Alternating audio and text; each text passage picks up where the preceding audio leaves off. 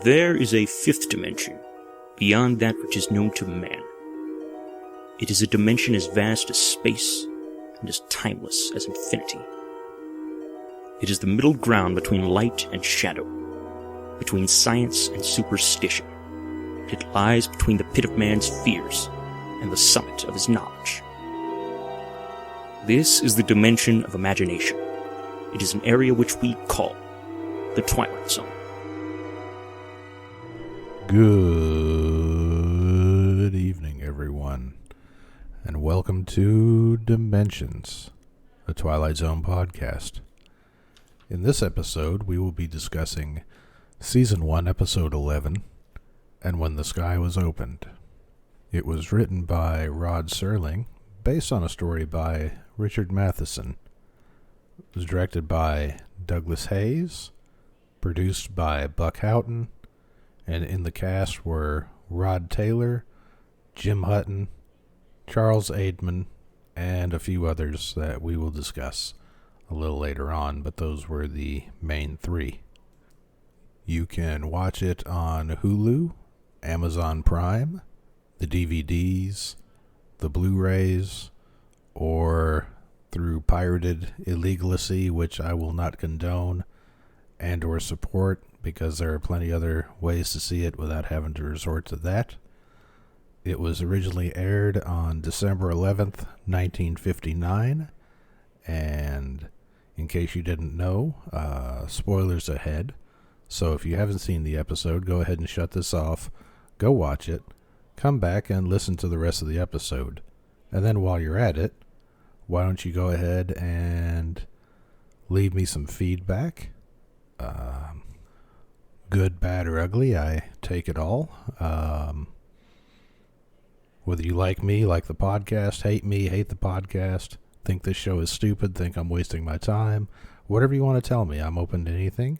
If you would, email me at DimensionsTZPodcast@gmail.com and tell me what you want to know, and I may just use it on the air. So, without further ado, here is Will Lastly with the opening narration for this episode. Take it away, Will. Her name, X-20. Her type, an experimental interceptor. Recent history, a crash landing in the Mojave Desert after a 31-hour flight 900 miles into space. Incidental data, the ship with the men who flew her disappeared from the radar screen for 24 hours. But the shrouds that cover mysteries are not always made out of tarpaulin, as this man will soon find out on the other side of a hospital door. Thank you, Will, for the opening narration. Will Lastly, if you don't know, a good friend of mine who does a lot of theater, movie reviews, comedy, and recently started a podcast of his own called Blood Brothers. Check it out on YouTube. Very talented guy. Does my voiceovers and narrations for Rod Serling on this podcast, and he's a very, very talented guy. And I can't say thank you enough to him for the help he's given me with this. So, as the opening narration suggests, we had 3 astronauts blast off into space in an experimental rocket, which was, if you know anything about sci-fi, in the 50s, 60s, 40s, 30s, every plane, every rocket, everything was always named X something because it was more mysterious or something. I have no idea. But everything was always X something.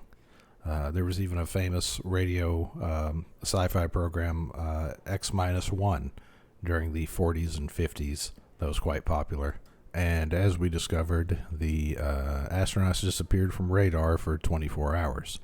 Now, originally, Rod Serling had planned on filming a scene about the ship disappearing and crashing into the desert and the whole thing, but it's proved too lengthy and too expensive to film, so he did what any good writer or television maker would do, and he covered it via expositional narration in the beginning of the episode.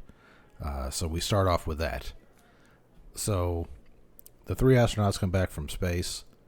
The 3 astronauts are Mr. Harrington, Mr. Gart, and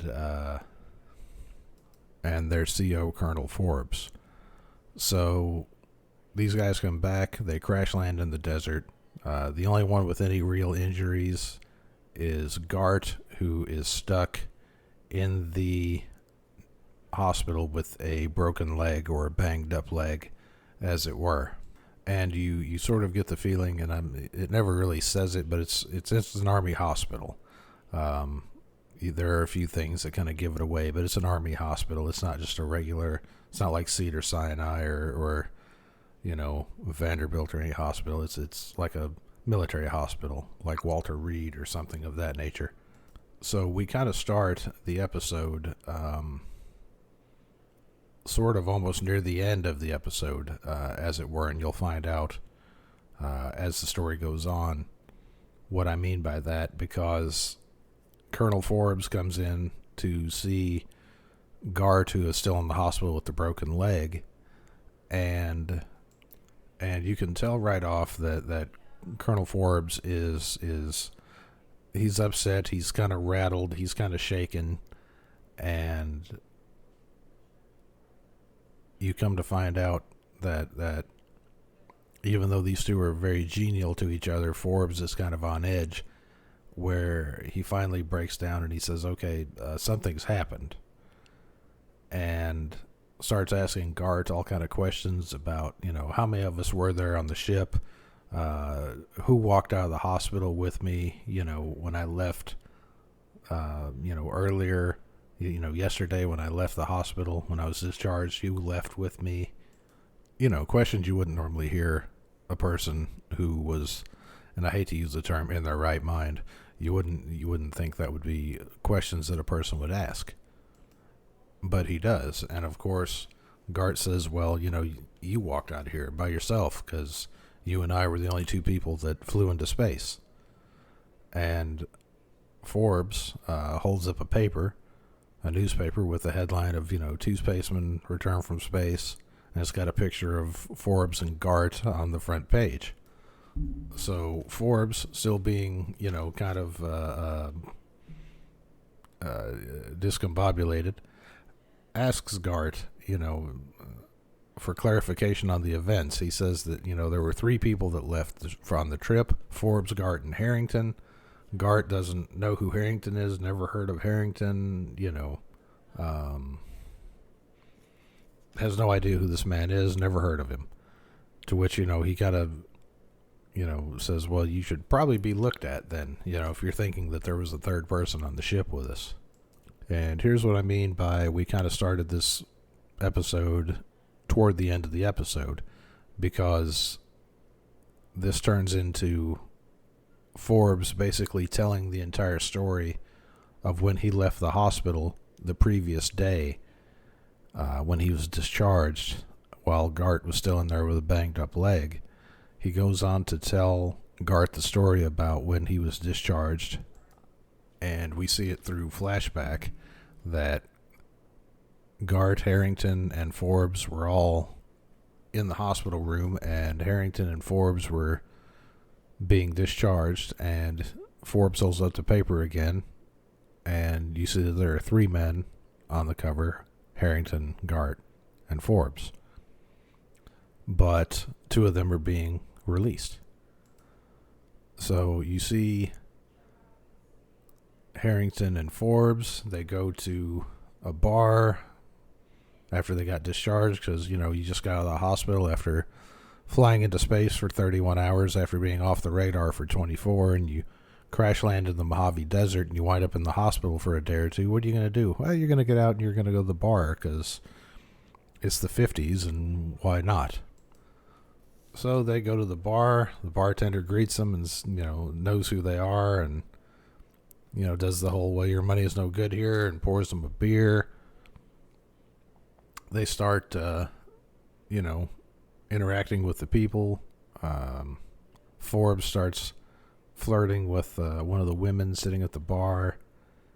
And then you see Harrington kind of becomes sort of almost in a trance, almost trance-like, and very concerned, very still, very preoccupied with something. Almost like he's trying not to vomit. And he actually lit a match to light his cigarette, and the match actually burns down to his fingertips and snaps him back into reality. And, Forbes, what's wrong? And Harrington tells him that he's got a feeling like he doesn't belong there, or like if he'd stopped thinking about it, he would basically just not exist anymore. He would disappear. And it's at this point that Harrington, in order to gain a little sanity, decides to go and call his parents and see, just to talk to him, just to kind of get himself grounded again, I guess you could say. So he goes to the phone booth, and surprise, surprise, his parents never heard of him. They don't have a son. They don't know who he is. Why is he bothering them? You know what I mean? The whole thing. So Harrington, basically, as a man who basically feels like he's no longer existing and no one knows him, starts to freak out a little. Surprise, surprise. Who would have saw that coming, right? Twilight Zone episode, somebody freaking out because something extraordinary is happening to them. So he starts to freak out a little. Forbes comes to his aid, tries to talk him down and everything. And so he goes back to the bar, to try to get some help. And he turns around, and Harrington is gone. And you can't find him anywhere, don't know where he is. No one's seen him, no one's heard of him, no one knows him in the bar. Forbes goes back up to the bar, to the bartender, where he sees the newspaper that now says 2 spacemen have returned from their flight, and Harrington is no longer in the picture. So, of course, Forbes starts to freak out a little. The bartender says, you came in here alone. I don't know why you're, are you all right? Are you feeling okay? Do you need to go to the hospital or something? So Forbes decides to go home and kind of calm down. And while he's at home, he gets a knock at the door, and his girlfriend is actually home. He was supposed to meet her at the station. He never made it to the station. He basically completely forgot about it in light of the events that were taking place. So of course she was obviously upset with him about it. Who wouldn't be? You get left at the station. No one comes to pick you up, even though you sent a telegram, and people forget. That can kind of cheese you off a little bit, I suppose. So then Forbes has the idea of the telegram. The telegram said that he and Harrington were getting released, and that he would be at the station to pick her up. And so he gets the telegram from her, and it says that he was coming, he was getting released, Forbes, and that he was going to meet her at the station, and nothing about Harrington didn't even exist. So Forbes puts a call in to his commanding officer, and he gets him on the phone, and the commanding officer never heard of Harrington. There were only 2 guys that went into space, etc., etc., the whole story all over again. Bear in mind, we're still seeing all this in flashbacks, being told by Forbes to Gart in the hospital the next day after Forbes and Harrington were released. So after talking to his CO, Forbes basically loses his mind and decides to go find Harrington. He's thinking, it's all a joke. Harrington will be back at the bar, so on and so forth. It's all an elaborate ruse that's being played on him, and so on and so forth. So he goes back to the bar, and the bar, of course, at this time of night is already closed up. So Forbes basically jumps through the plate glass of the door of the bar and looks around and rummages through the place, and of course can't find any trace of Harrington or anyone else in the bar at the time because it's closed. And it's at this point that he actually just breaks down. And then he goes the next morning to talk to Gart, who's still in the hospital. So now we're back in present day, present time. They're in the hospital, and Forbes says that Harrington was, quote-unquote, yanked out of here, and that it is, quote-unquote, going to come back to get us. And while he's talking about this, he starts to feel this happy, almost delirious feeling as he's talking to Gart about this. And at this point, he looks in the mirror and he can't see his reflection, which freaks him out even more. And he basically lets out a yelp and he runs out the door. Now, Gart, in an attempt to help his friend and help his colleague, hobbles out after him. Literally, 3 seconds after Forbes hits the door, is Gart standing in the doorway of the hall, and Forbes is gone. Not a person in sight coming down the hallway except the nurse, who stops Gart and says, "Hey, you shouldn't be out of bed with your broken leg and all this." Of course, Gart, well, I just was trying to catch, Colonel Forbes. And of course she's like, "Who's Colonel Forbes?" Whatever doesn't exist. So the nurse helps Gart back into bed, and Gart sees the paper, which the headline now says, "Lone Spaceman Returns." To which we see the camera pan up, and Gart lets out a sort of yelp and disappears. To which we see the commanding officer come down the hallway with the nurse, and the nurse says, "Well, the room on the end is empty." And so the commanding officer says, "Well, let's go look at it." And they go look at it, and of course, no trace of any of the three men ever have being in that room, or have been in that room, or being in there now. And the episode ends. So here's Will Lastly, again with the closing narration for this episode. Once upon a time, there was a man named Harrington, a man named Forbes, and a man named Gart. They used to exist, but don't any longer. Someone or something took them somewhere. At least they are no longer a part of the memory of man. And as to the X-20 supposed to be housed here, in this hangar, this too does not exist. And if any of you have any questions concerning an aircraft and 3 men who flew her, speak softly of them, and only in the Twilight Zone. All right, as always, thank you, Will Lastly, for that closing narration to this episode. So, this episode was directed by Douglas Hayes, who was born in 1919 and died in 1993. This would be his first of 9 Twilight Zone episodes that he would direct. He would go on to direct 4 episodes in Season 1, 5 episodes in Season 2. Some favorites of most Twilight Zone fans and even people that aren't necessarily Twilight Zone fans but enjoy a good episode. Some of the ones he directed were The After Hours, The Howling Man, Eye of the Beholder, and The Invaders. So we will talk about those as they come up. Of course, some more in this season, some in the next season. We'll get to them in due time. So he also directed 45 other projects, most being TV shows.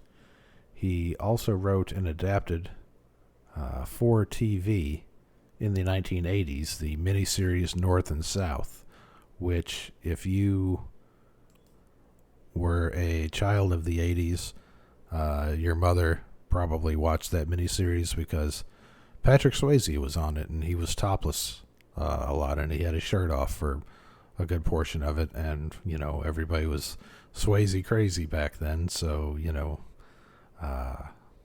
good with that. But that was done by Douglas Hayes. He actually adapted it and helped co-write it and wrote a good bit of it. So that's a little something. Rod Taylor played Colonel Forbes.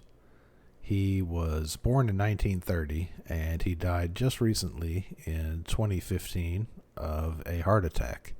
He had 92 IMDb credits to his name, starting with a short movie, Inland with Sturt, in 1951, and ending with playing Winston Churchill in the Quentin Tarantino film Inglourious Basterds in 2009. And I didn't know that, and I had to go back and watch it again, and it's Rod Taylor playing Winston Churchill in Quentin Tarantino's Inglourious Basterds. And my understanding was he didn't necessarily want the role, but he was hounded by Quentin Tarantino several times to take it, and finally relented, and he became Winston Churchill in that movie. So if you haven't seen that movie, give it a watch. It's a bit strong to get through, but it's quite a good movie, and Christoph Waltz puts in one heck of a performance as a Nazi officer, and it's quite something to see. A little bit of trivia for that movie. The character of Donnie Donowitz, played by Eli Roth, was originally supposed to be played by Adam Sandler, but he wasn't able to do it due to scheduling conflicts, so they had to have Eli Roth come in and do it. So next time you watch that movie, think about that and think that could have been Adam Sandler with the baseball bat. So there's a little trivia for you. A little extra trivia, a little bonus trivia. He mostly, back to Rod Taylor, mostly played in TV shows and westerns, as well as different anthology and TV series like Playhouse 90 and General Electric Theater. He starred in H.G. Wells' The Time Machine, and he was also the male leading character in Alfred Hitchcock's The Birds, which is one of my favorite movies. If you haven't seen it, by all means, please do. It's a great movie. Now, moving on, Jim Hutton, or James Hutton, as he was also known, played Gart, the guy in the hospital with the busted up leg. He was born in 1934 and died in 1979 from liver cancer. So he only lived 20 years after the making of this episode before he passed on. Now, another piece of bonus trivia, he was the only person on the Twilight Zone, any reincarnation of the show, to come from Rod Serling's hometown of Binghamton, New York. He had 47 credits on his IMDb, starting with Combat Heroes of World War II in 1956, and ending with Butterflies, which was a failed TV pilot in 1979. He played mostly in war and western movies and TV shows. Accordingly, he could play either dramatic or funny, such as the 1967 movie Who's Minding the Mint with Milton Berle. So, sadly passed away too soon, but liver cancer will do that. And lastly, the guy everybody talks about and no one really saw, Charles Aidman, played Harrington in the episode. Charles Aidman was born in 1925, and he passed away in 1993 from cancer. He had 182 credits, on his IMDb, including 2 Twilight Zone episodes, this one and the episode Little Girl Lost in Season 3, which we will get to. He also would be the narrator for 2 seasons of the 1980s Twilight Zone revival. He started his acting career in 1957 with the Goodyear Playhouse and ended with his Twilight Zone narration job in the 80s. So that will wrap up the bios on the people that starred in the episode. Now, there were a couple of female characters and the bartender in the episode, but I mean, very small parts. I mean, they were basically, the people were basically set dressing at that point. Even to a point, Harrington was basically set dressing. He was there just for plot device, more or less. So let's move on to the trivia of the episode. So this was the first episode featuring a story by Richard Matheson. Stories by him would weigh predominantly through the series. Between him and Rod Serling, a lot of the stories came from those two men themselves. He played quite a pivotal role in the Twilight Zone. In an interview, Rod Serling said that the quick disappearance of Gart at the end of the episode was because with the other two characters of Forbes and Harrington gone, there was really nothing holding him there, and he disappeared. To which I always kind of wondered about this episode, that if Forbes had never come back to the hospital to talk to Gart about Harrington disappearing and then watching himself disappear, would Gart have actually ever disappeared? Would knowing that the other two disappeared make him disappear, or would the ignorance of not knowing keep him grounded? That's a question I kind of always had about this episode, and it always kind of weighed on me. But then I think, well, this is a TV show from 60 years ago, and they're allowed a little leeway in my mind. So, moving on. Serling originally thought that the sensation of being pulled from existence should be painful and terrifying, but Hayes said it should be more of a enlightening or euphoric sort of thing, and so Serling relented and let Hayes shoot it the way he wanted to. And lastly, Rod Taylor, when he went back to the bar playing Forbes, when he went back to the bar after the bar was closed to see if he could find Harrington, thought everyone was playing a big joke on him. Wasn't supposed to crash through the plate glass of the bar door, but Hayes came up with the idea that Forbes would be so out of his mind that he wouldn't even bother trying to open the door or trying to jimmy the lock, that he would just burst through the glass because he was in such a state of panic and unease that he would just do that and not worry about, trying to get in any other way. And Rod Serling thought in the end it was a great idea and let Hayes do his thing.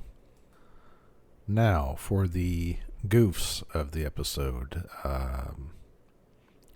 When Forbes, toward the end of the episode, was looking in the mirror and supposedly doesn't see his reflection, you can see his arm and in part of the mirror.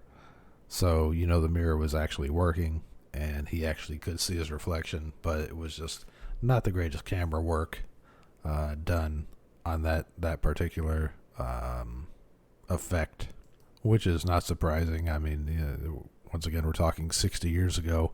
We're still somewhat in the infancy or juvenility of TV as a medium. So all the tricks and that are used today,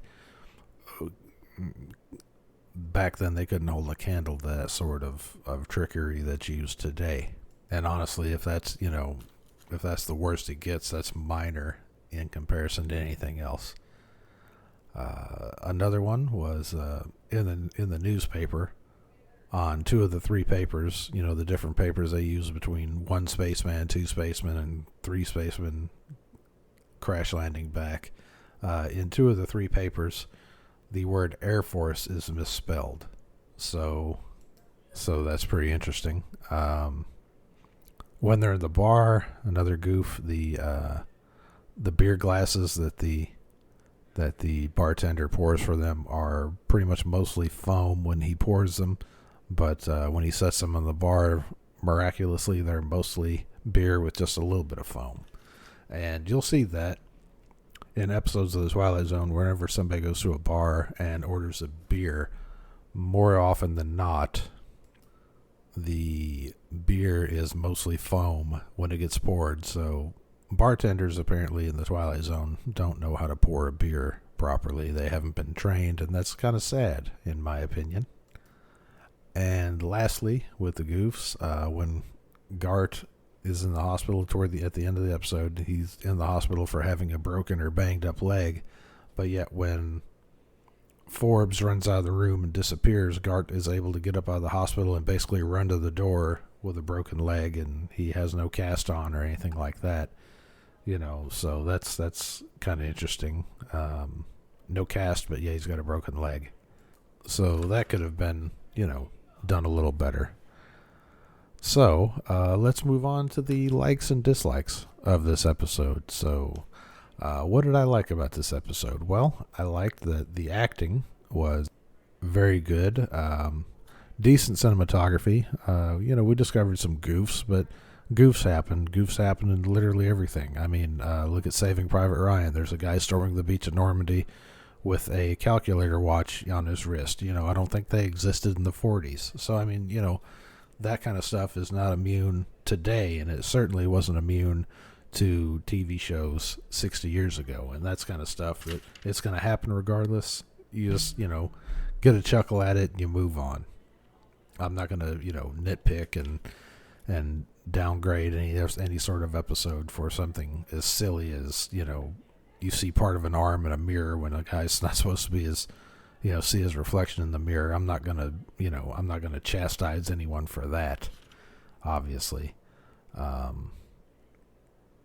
But I really like the acting of the episode. I thought the cinematography was well, and I liked the idea of the story. The idea of the story was quite something as well. It was an interesting idea, especially at the time, and definitely it still holds up to this day. So on to the dislikes. This is an episode I feel, and I've probably said this before about other episodes, I'm sure I have, that this one should have been an hour-long episode. I would have liked to have seen more fleshing out of the story, more fleshing out of the characters, more backstory to the characters and their flight and everything else. I would have liked to seen the crashing scene or the, disappearing from radar business that Rod Serling originally had planned but wasn't able to film. And I mean, other than that, that's basically my only gripe with the episode. Other than it's just not really one of my favorites. I mean, I like it. It's not the worst episode by far, but it's not my favorite either. It's one of those middle of the road background sort of, you're washing dishes, you want to put an episode of the Twilight Zone on while you're washing dishes or something, throw this one on, and you'll still get enjoyment out of it. But it's not, it's not one of the good ones. Definitely not Douglas Hayes' best directing episode either. But we'll discover more of his episodes when they pop up later in this season. So let's move on to the moral or philosophy of this episode. I think maybe what we can learn from this episode is that life is unstable. You're here one minute, you're gone the next. And what you do in the meantime is the only thing that really matters. And maybe we can learn that what we have planned may not always be what happens. Maybe we take away from this episode that we should roll with the punches and not be afraid of what's to come. I don't know. What do you think? Let me know. Write to me. Tell me what you think can be gleaned from this episode. I'd love to hear it. So let's move on to if the episode were remade today. If Hollywood came a-calling and said, Bill, how would you cast this episode if this episode were made today? And it's not the greatest, but here's what I would like to see. For Colonel Forbes, I would like to see John Boyega. I feel like, the Star Wars connection, definitely something for someone going into space, but I also think that he's actually a pretty good actor, and I'd like to see him do something a little more than just shooting at, stormtroopers. For Harrington, I think Ethan Embry would be a good one, because ever the supporting character, I think he would be good in that, and I think he would play well. And for the character of Gart, I would like to see Matthew Lillard, because I think he actually has the ability to pull off both funny and serious, and we've seen that, in his movies and that before. He can do both, and I think he would do well in that. So let's move on to Forbes' girlfriend, Mary. Sarah Silverman, why not? Give her a little something to do. Hopefully it would be a longer than 30-minute episode, so maybe we could have a little more of their relationship in there, and that would be something to see.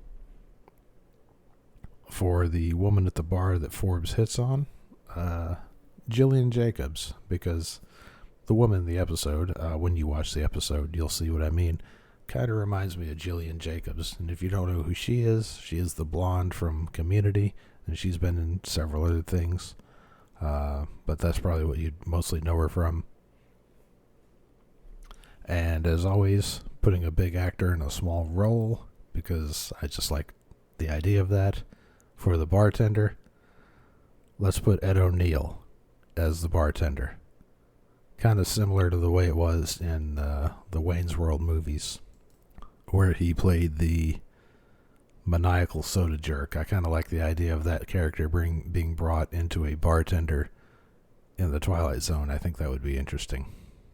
So that's my casting choices. Of course, if you have your own, write me.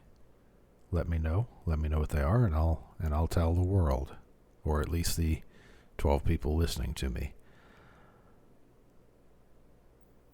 So let's discuss next week's episode. Next week's episode is titled What You Need, and it's the 12th episode of Season 1. And in this episode, an old man can see the future. So that sounds like fun. So let's move on to listener feedback. I only have one little bit of listener feedback, and it's from Austin, who has written in before. He says, "Hello, Bill. Still listening. Glad to have you back. Hope the move went relatively smoothly." Well, it did. Thank you for saying so, Austin. I appreciate that. It went well. Getting settled finally, and it's great to be back in the swing of things. He goes on to say, "When the Sky Was Opened is another early favorite of mine. Nothing better to cause a teenager existential dread than thinking you could just disappear one day and no one would know you existed. Have a great week," he says. Well, that's definitely something to think about, isn't it? Especially if you're a young teenager still trying to keep an open mind, and something like this comes along, and the idea that you could disappear and no one ever knew you existed is quite something. Quite something indeed. And thank you, Austin, again for writing in. Please write in anytime. Tell me, and everyone, write into me. Write into me. Tell me what you want to hear. Tell me what you think I should improve or get rid of, or tell me to go to hell. I don't care what you tell me. Tell me something. Write to me at DimensionsTZPodcast at gmail.com. And it looks like the old clock on the wall is telling me it's time to go. So I will see you next episode, and have a good day.